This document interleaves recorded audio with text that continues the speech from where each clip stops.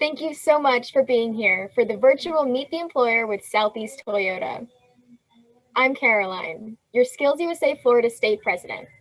I study automotive and manufacturing technology at Northeast High School in St. Petersburg, and I'm incredibly excited for you all to hear the great expertise and experience our panelists have to offer today. We just need to go through a few housekeeping items, and then we can get started. First, please make sure your microphone stays muted and your camera stays on. If you have any technical issues or questions during the webinar, please enter them into the chat and one of our team will respond and assist you privately. Also, use the reactions whenever you can to share your enthusiasm with our panelists and stay engaged during the webinar. Lastly, stay adaptable, flexible, and open-minded when giving questions and receiving answers. So please, get ready to learn more about your future career. We'll start today talking about getting hired and promoted within the automotive industry and within Southeast Toyota. Then we'll move on to a live Q&A. So be sure you go to Slido and enter event code 22232 to submit your questions. Finally, we'll wrap up with more information from our panelists about the opportunities that they have at their company, and they will share some contact information with you if you're interested. So without further ado, let's get started. Southeast Toyota Distributors is the world's largest independent distributor of Toyota vehicles. Jim Moran signed into a partnership with Toyota Motor Sales 52 years ago. Now, the company distributes to 177 dealerships across Southeast Florida, accounting for 22% of all Toyota sales in the United States. Headquartered in Deerfield Beach, Florida, they also support dealers through regional sales, marketing support, customer service, accessory development, and transportation logistics. The company strives to show appreciation for the collective hard work and dedication from all associates and business partners. Boulware, Toyota in Tallahassee, is just one example of this strong dealer partnership, and we're excited to have their support today during this event. First on our panel is Alex.Sandifer, Manager of Technical Training and Product Support at Southeast Toyota in Jacksonville. Alex has worked in the automotive industry for almost 13 years. He started his career at a local independent shop while also attending Florida State College at Jacksonville, working towards his automotive service technology degree. Following completion of his associates, he made the decision to move to another local shop nearer to his home. After working for another 3 years as a technician, he decided to further his education, moving to Flint, Michigan, where he would spend the next 3 years at Kettering University, ultimately completing his mechanical engineering degree in December 2015. In January 2016, Alex made the decision to move back to Jacksonville. There, he began his career with Southeast Toyota, taking a position as a technical training specialist. Now working as manager of technical training, his team of 13 provides technical training content to the Toyota technicians in the Southeast region. Also joining us today is Seth.Callahan, team leader of technical training, also for Southeast Toyota in Jacksonville. Seth began his career with Toyota while completing an automotive technology program at Central Piedmont Community College in Charlotte, North Carolina. He graduated from CPCC and completed Toyota's technical education requirements. Over the past 12 years, he has developed his skills as an automotive technician, ultimately achieving the Guild of Master Technician with Toyota. He arrived at Southeast Toyota in 2016 after being hired as a technical training specialist.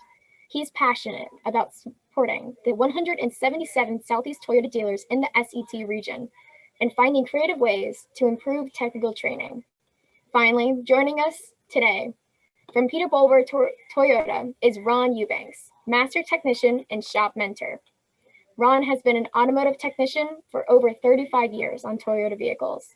He enjoys fishing, playing with his grandkids, cooking, and volunteering at Ronald McDonald House. Ron works closely with Southeast Toyota to help resolve customer vehicle concerns and improve Southeast Toyota's quality. Thank you all for being here today. Now to get us started, can each of our panelists tell us about the most life-changing event in your career? Mr. Sandifer, how about we start with you? Absolutely, and good morning, everyone. As Caroline explained, I've kind of had some events that have changed my direction over the past 13 years and ultimately landed me here at Southeast Toyota. But the one that sticks out in my mind the most is when I first made the decision to kind of deviate from a previous career and start at my first local independent shop, where I was, kind of engulfed for the first time in the automotive industry. Within that role, I actually met a very close friend of mine now, who actually took me under his wing as my mentor and taught me a lot about not only vehicle repair, but also the industry in general. And I owe a lot of that to him and owe a lot of my success to him as well. So if I had to point it to one thing, it would definitely be just taking a leap of faith, jumping headfirst into the industry, because it started me at a point where I made it to where I am today.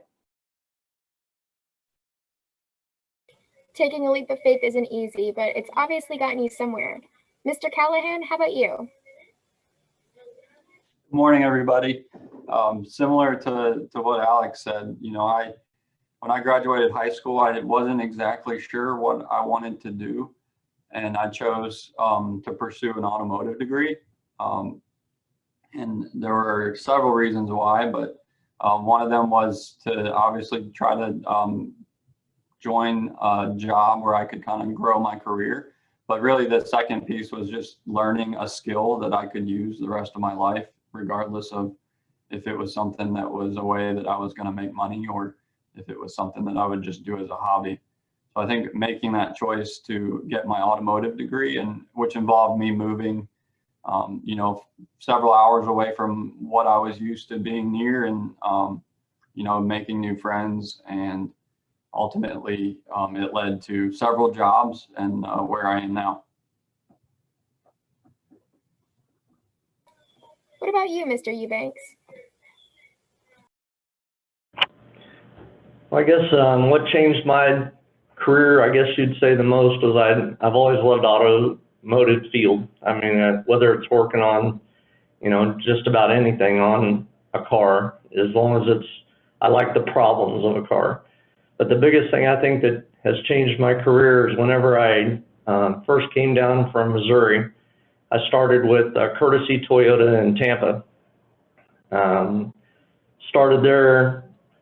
They put me with a team leader, really nice guy, took me under his wing, showed me the whole shop, started teaching me a little bit. He knew that I was a good technician, but he just kept furthering my education, kept asking me questions, making me think every day, what could I do to do better, fix a car right the first time, find out what was actually wrong with the car, and, being a master of the obvious, and, getting the right information for the car.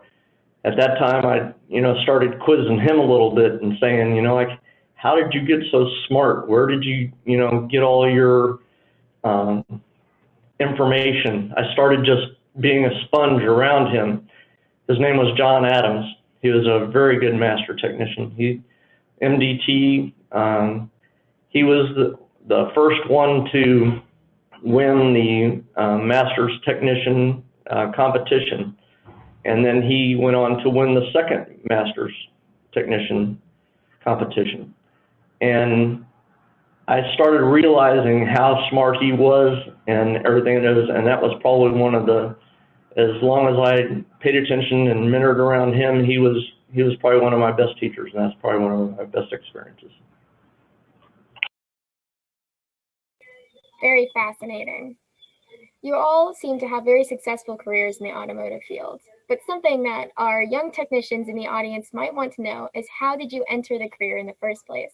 What type of interview processes would they have to go through, and what kind of tips do you have for them?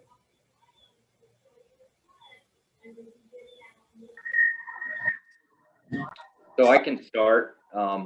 When I entered the industry, my interview process was a little bit of a trial by fire, working in an independent shop. I came in with little experience, but luckily I had built some relationships previously and knew some of the advisors that worked at the store. So they, although I took a leap of faith into a new industry, they kind of took a leap of faith on me as well, and gave me a shot. So I, the interview process was me kind of proving myself over the first 90 days. And I mean, you see where it got me today. I think I did a pretty good job at that point. Those connections you made, how did you go about doing that? Did you just meet them through your school or just through volunteering exploits? What should our technicians do to make those connections that would lead them to a career as successful as yours? Yeah, I think that the connections that I made were just through knowing people. Like, although I started in the industry 13 years ago, I've had a passion for anything and everything automotive since I was probably 10 years old. So just, me being kind of the quote unquote car scene, if you will, I had met some people, we hung out all the time, and I met people through people and made that connection. So kind of keeping in touch when the time came and I knew I needed to make a change, I had reached out and they gave me a shot. So that's really one of the keys to the automotive industry in general, is building relationships. A lot of times it's who you know, not necessarily what you know, although what you know does get you pretty far. But having those relationships and kind of being able to pull strings here and there, it can take you a lot of places as well. Interesting. That is very useful information to know. Another useful thing that the technicians in the audience might want to know is, what are some rookie mistakes people make once they actually get the positions they're going for? So I can speak to that. I started changing oil. That was my very first job, changing oil, rotating tires, doing basic service on vehicles. And I had no previous experience working on cars like that. I had done some stuff on my own, but it was all fairly new. So the biggest mistakes I think I made while I was starting was working too quickly and trying to rush, and that causes mistakes, as well as not being patient in the job that I had. So I didn't have any experience, and I needed more experience at the Toyota store that I worked at.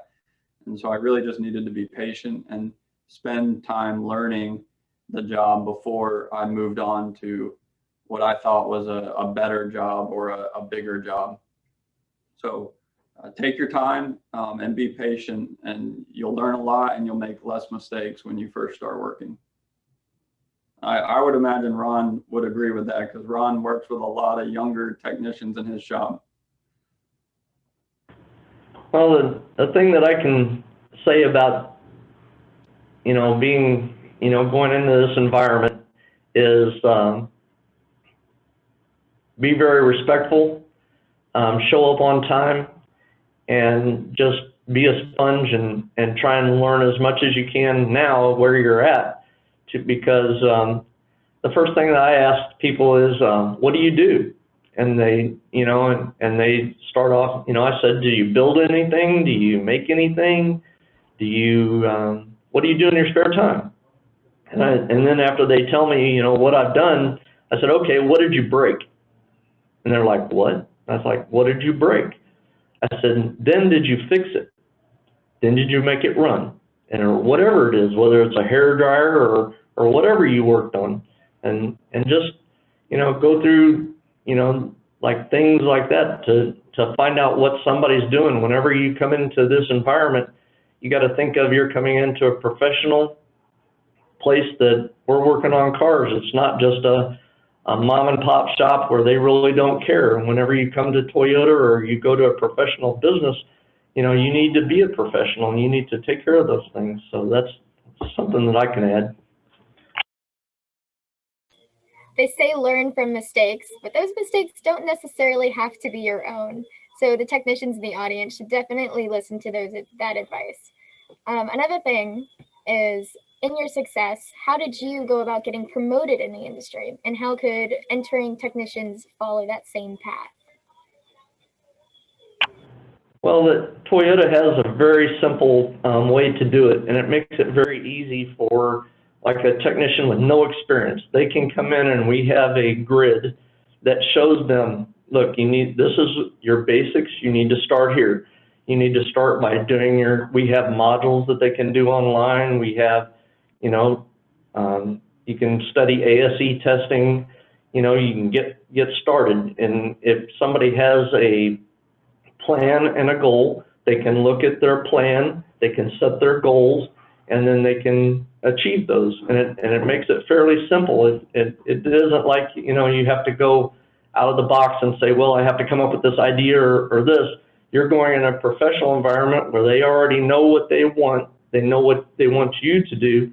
And the biggest thing that I can say to them is, you know, just get your plan, follow your goal, accomplish your goal, and everything will be, you know, rapidly easy.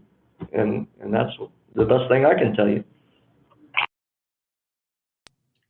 And I'll add one more thing to that. I think from my experience, along with what Ron said, you know, working towards that goal and completing, in our case, you know, requirements that Toyota has, is to communicate with whoever your manager is about what you want to do. If you want to be the next master technician in the shop, then make sure you're telling him that that's what your goal is, because he or she will help you achieve that goal if they know that that's what you want to do. And if they don't know that, then it's going to be more difficult for your manager to support you. So talk with your manager and tell them, you know, this is what I want to do next year or 5 years from now, and they're going to support you in that.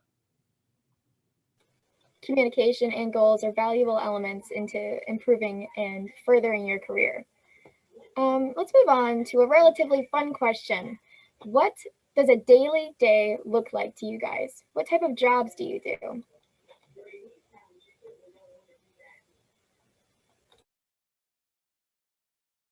Well, I can say that my normal day starts off about 7 to 7:30, you know, here at the dealership.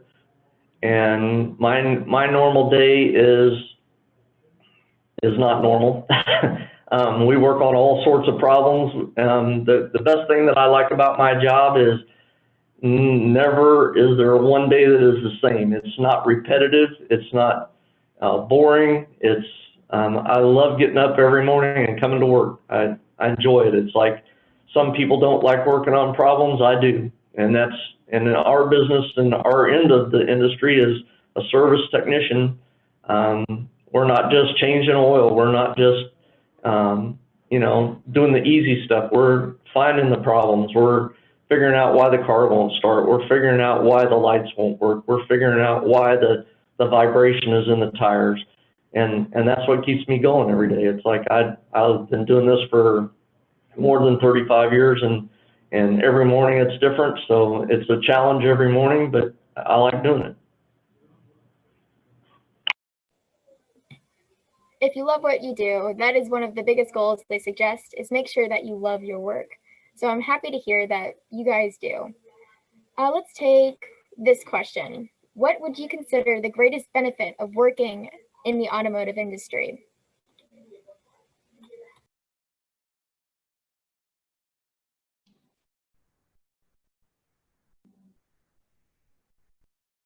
Was that it? Oh, okay.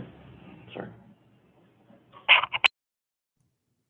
So I think for myself, the things that have benefited me or that I've enjoyed about the automotive industry have been learning about new technology and learning about brand new vehicles as they come out. And as a service technician and now as a trainer, you always have to learn about what is new and what Toyota is creating.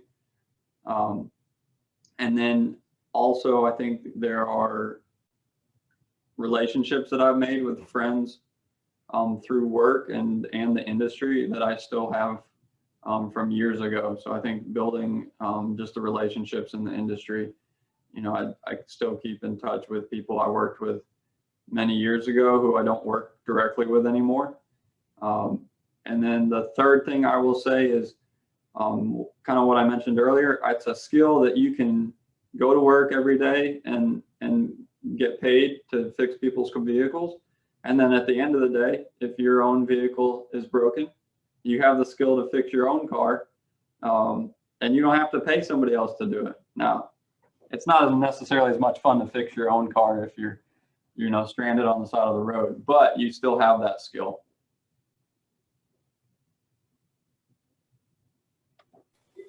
Like you were saying about how new technology comes out, adaptability is one of those key elements that's important in this industry. And I don't know about you, but I love a good challenge.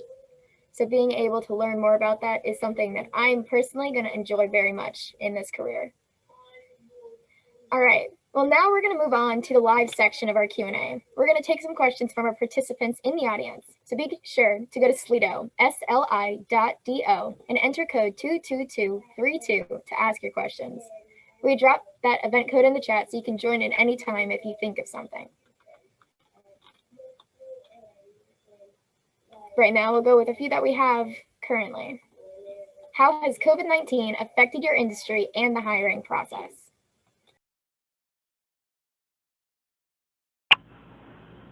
Well, I'd say COVID-19 has not really affected us as much.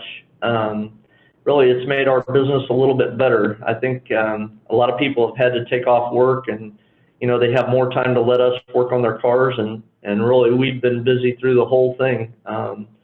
Some of our guys that have come to work for us, we haven't really seen too awful much. We went through a lot of steps to make sure that people are safe in the workplace, and that we have a clean environment. They do a lot of things to the cars to make sure that they're safe when they bring them back to the technicians, and everything is really, I guess I feel very safe working for Toyota and working for the dealership and the cars that I work on. Yeah, and I'll kind of piggyback on what Ron was saying. COVID-19 was something that nobody really saw coming, so we had to kind of deviate quickly in order to continue to be just profitable in business in general. So some of the things that it was kind of a good that came out of it was, customers were still needed to have their vehicles repaired. So, they were still taking them to the dealerships. But I think, sales for vehicles did dip pretty significantly when COVID first hit, but kind of on the backside of that, everybody was sitting at home. So if you just see e-commerce in general, it skyrocketed. And one of the things that people were looking for is they were looking for new vehicles online. So you saw sales kind of pick back up pretty quickly after that. So it did affect us, early on, but I think just the automotive industry in general is kind of starting to take a turn, and it's coming out even stronger than when we went into COVID.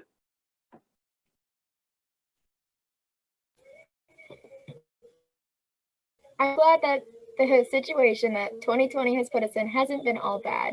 Here's a fun question. Earlier, you were talking about how when you left high school, you really weren't sure what you wanted to do. So how did you know you were on the right path when you entered the automotive industry?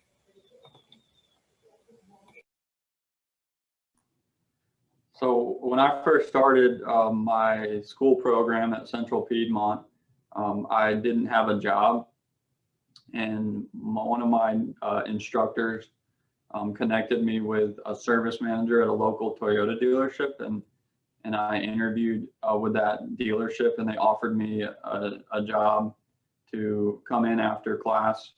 I normally ended class at about midday, right around 1 o'clock, and I would go in to the dealership, which was near the school, and I would work until about 7 or 8 o'clock at night. And then I would go home and work on some homework. So I think the moment I realized I had made the right decision was when I was able to learn something at school and then go to the dealership, and I was using that same skill to fix a car or to service a car. And it really connected my choice to go to an automotive program with my ability to make a paycheck and to earn money. And it really helped me. It really helped me to work harder at school, because I knew what I was going to do at school would directly affect what I was going to do in my career.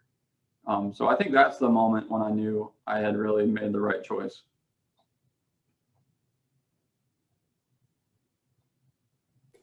A lot of high school students always question the path they're on, and they think that not knowing exactly what they want to do by the time they graduate is a problem. So that is very nice to hear that you figured it out, and so they can too. Caroline, can I piggyback on that as well? Yeah, sure. So I honestly did not know what I wanted to do either when I was leaving high school, and I don't think that's necessarily a bad thing. I think a lot of people go through that, and they make changes to their career along the way. But when you know, you just kind of know, like it feels natural. Like I think that all of us on the phone have a passion for the automotive industry, and it just, you know, you're in the right place when you're in it. You know, I kind of bounced around from working in an independent, and then I went back to school, and I was on the engineering side, and now I'm back just more on the retail side. But you know, being on this side, I just know that I'm on the right path and I'm in the right place. Well, I was wanting to say something that whenever I was in high school, my parents moved whenever I was a junior. I became a senior. I went and I wanted to apply to their vocational school. This was back in Raytown, Missouri, and I went and applied. All the classes were full, so I couldn't get in. But they would let me, I said, well, I'll just pick up a newspaper. And my dad said, well, he knew somebody at the school, you know, maybe he could get me into the vocational school, which he couldn't. So I just picked up a paper, and it said Toyota, you know, parts and service person wanted.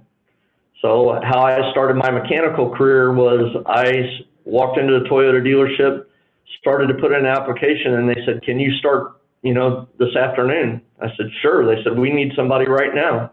I said, I can do it. And I said, what do you want me to do? And they said, do you have a driver's license? I said, sure. They went through the whole thing, and I started out being a parts driver. I did that for probably about a year and a half, and I didn't know if that was the thing for me.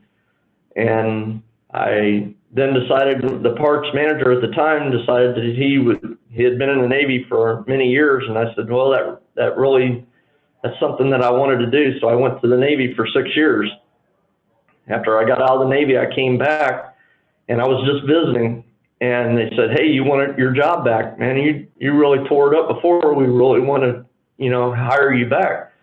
So they hired me back. I started climbing the ladder. I made it all the way to assistant parts manager, and I really loved service.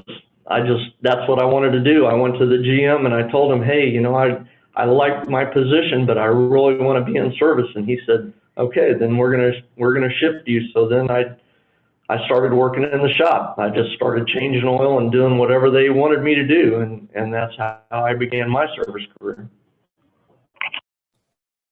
I think that question tied in really well with the leap of faith we were talking about earlier.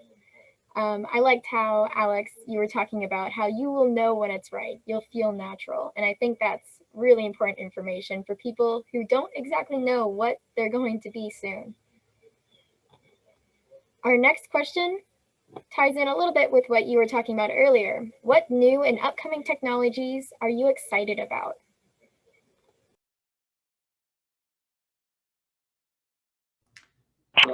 Well, I'm sorry. No, go ahead. The newest one that I'm most excited about is just, you know, Toyota in general. They are always, you know, innovative. They're always letting us know, you know, what's coming up a little bit.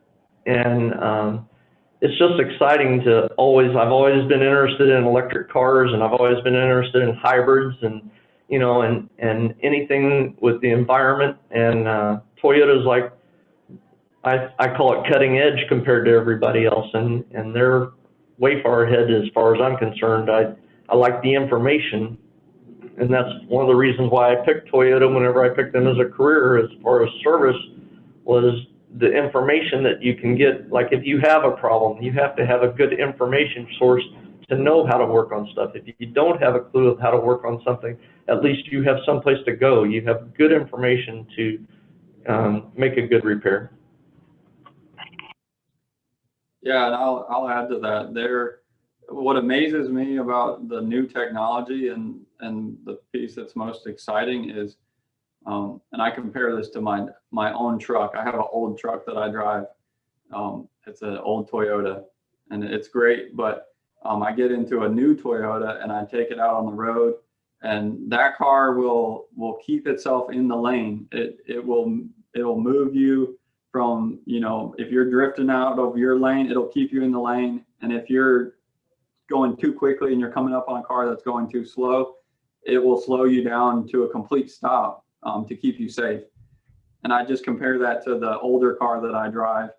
And it's amazing that the newer cars are, they don't drive themselves like some people like to think, but they will almost do that, and they're much safer, and the technology to make that happen is amazing. And I know a lot about it, but I don't know nearly as much as some of the engineers out there that actually design some of this product. So I guess self-driving cars, if that's ever a thing in the future, is pretty amazing technology.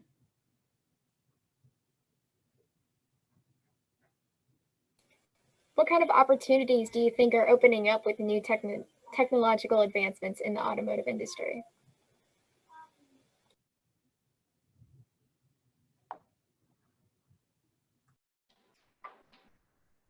I think that there are a lot of opportunities opening up for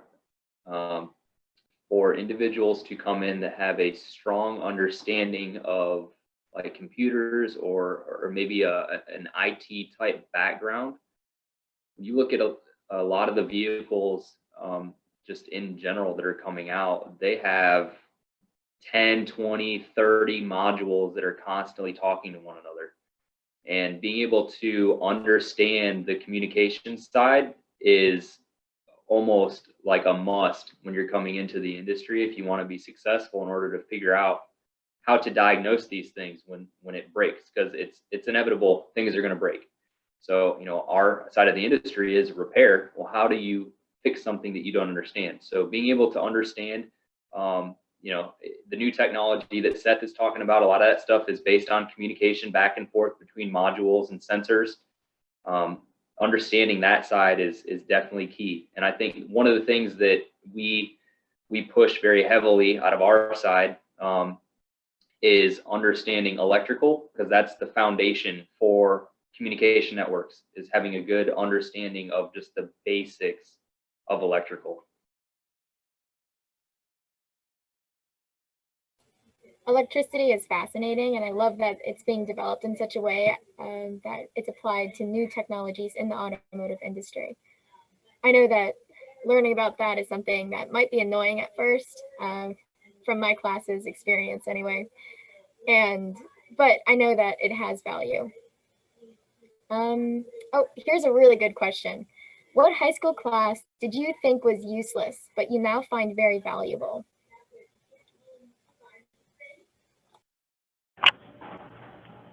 I would say that the high school class that I thought was useless was accounting. And I said, there is no way that I will ever be this much into using numbers, and I was very wrong. Accounting is probably one of the biggest things that I do, from my paycheck to hours that I turn to jobs that I do to, everything. And I never could have imagined that it would impact me that much. I'll say that writing or English class is probably the one that I didn't think I would need as much as I do. I also disliked it in high school. But when you start a job, any job, communication is one of the most important pieces of doing any job, because you're going to be working with other people. And so being able to write well and being able to, whether it's explain a problem on a car to a customer in writing, or to someone else you're working with at a dealership, or if you're writing for some sort of event, or if you're writing even just an email to someone that you work with. It's super important. And so work hard at writing and it'll help you out in the future. Yeah, I did not have the opportunity to take an accounting class. I don't think that they offered that at my high school, but if so, Ron, I'm right there with you. But in my experience, I think mine correlates with Seth. I've always been good at math. English, I kind of pushed off to the side and said, I don't need it. When am I ever going to use this? But then getting into my career, getting into corporate environment, you definitely need to understand how to read and write effectively, and that's something that I had to work on moving into college because I kind of pushed it off in high school a little bit. So if anything, pay attention in English class, because it's definitely going to be utilized in your day-to-day in your career. Comprehension, writing, and math, the things that no one really likes when they're learning it, but I guess it does have real world applications after all. Let's ask one more question. Or two, I don't know, we'll see. How do you deal with being overwhelmed at work? What's your process for dealing with stressful situations?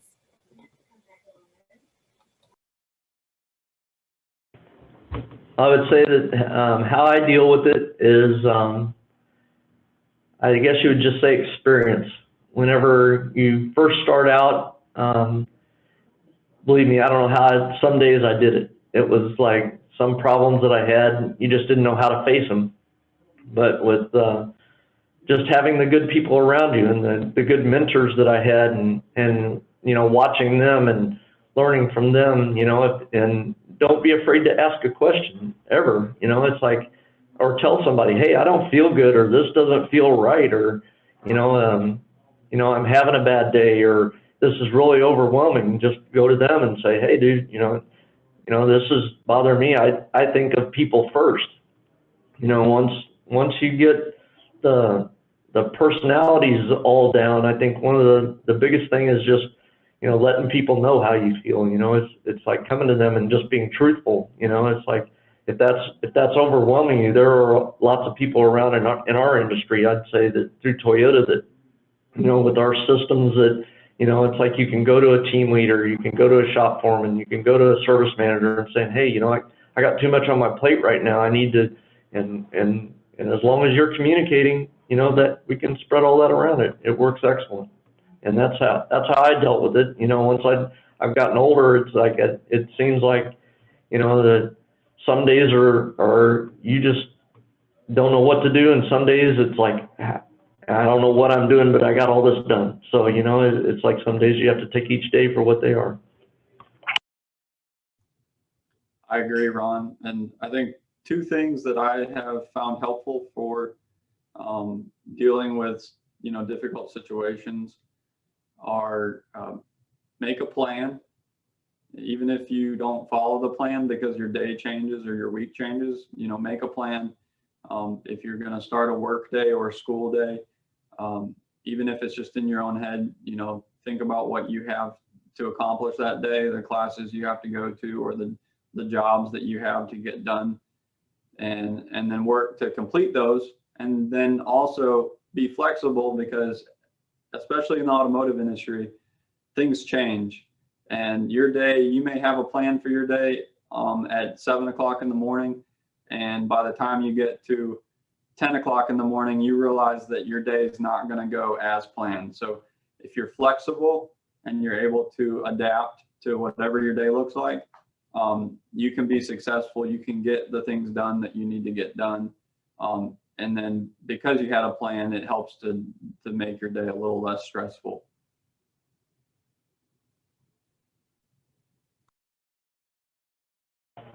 Well, I'd just like to add to it that I try to tell all the technicians that are coming in here, if you get tunnel vision, you're going to be in a bad thing, because things can change. Just like Seth said, it might be 5 minutes from now, you might be working on an electrical problem. 10 minutes from now, you might be doing a suspension problem. It just depends on where you're needed and what has to go. Or within the next 15 minutes after that, you might be working on a lady's car that's a waiter that has to go right now, and she's got her baby up in the showroom, and we need that car out of here first. So you have to be very flexible, and sometimes the plan changes, and sometimes I just wad the plan up and throw it over my shoulder and write up a new one, because in the next 20 minutes, I could be sitting here talking to you guys, and in 20 minutes, you know, I could be working on whatever, and I'm open to that.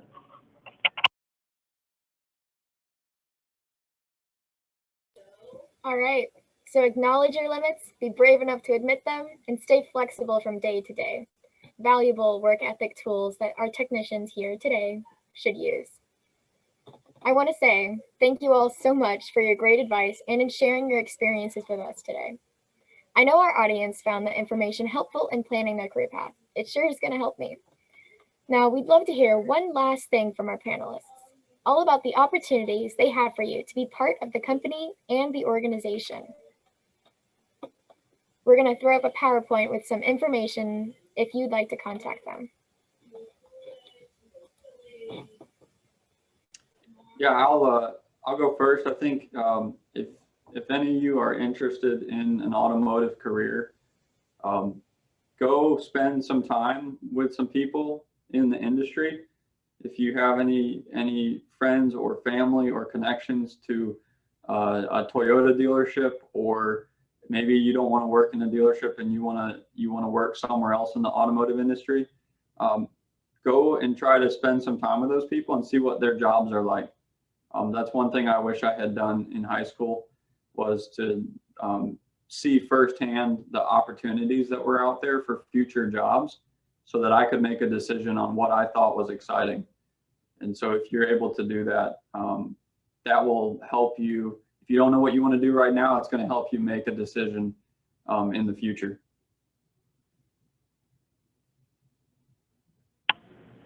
Well, I'll just say that I've always been open to kids and young individuals and young professionals, or anybody that's interested in our shop. Anytime anybody that wants to come in, please set up an appointment. You know, it's always respectful to do that, or at least come in and, you know, get somebody's name, get a master technician's name, or come to the service manager and just take a few minutes and talk with them and say, you know what, I'm really interested in this and I'd like to see what's going on.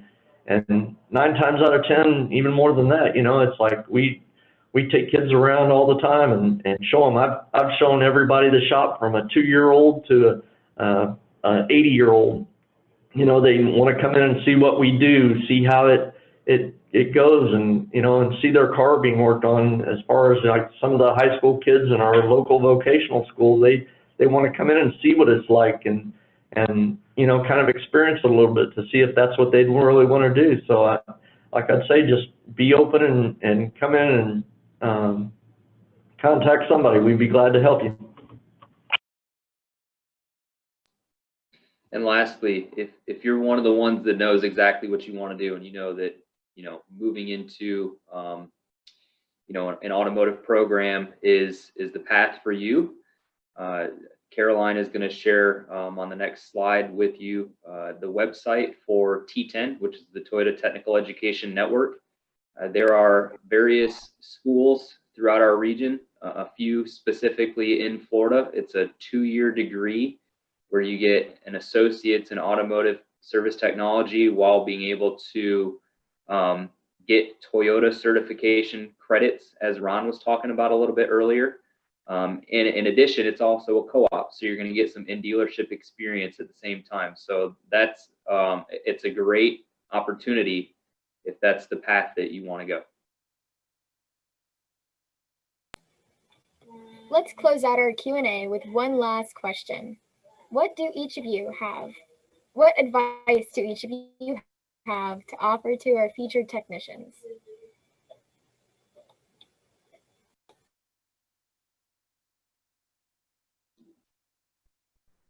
I think just you know, work hard and improve yourself every day. If you want to grow in this industry.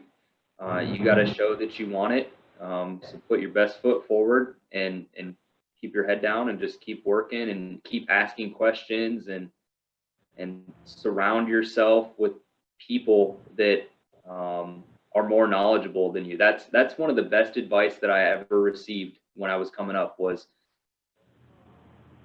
put yourself in a situation where you are surrounded by people that know more than what you do, because what's going to happen in that situation is you're going to soak stuff up like a sponge, and that's exactly what I did. So if you can do that, do it. You're going to learn a lot. You're going to be very successful in your career. My advice is just get a good night's sleep. Always put your best foot forward and give it 100% with whatever you do.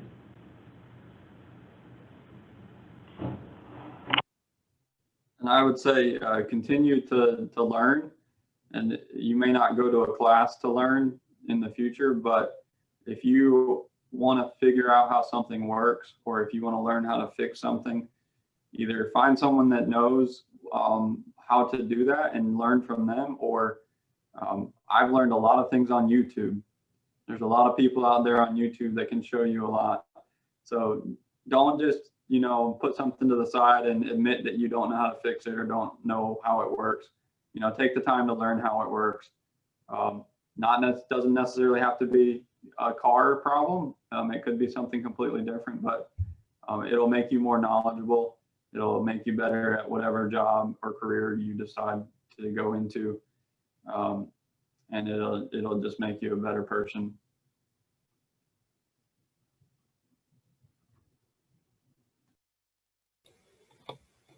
Great stuff, folks. Thank you all so much again for all you shared with us this afternoon and for taking the time out of your busy schedules to be a part of this event.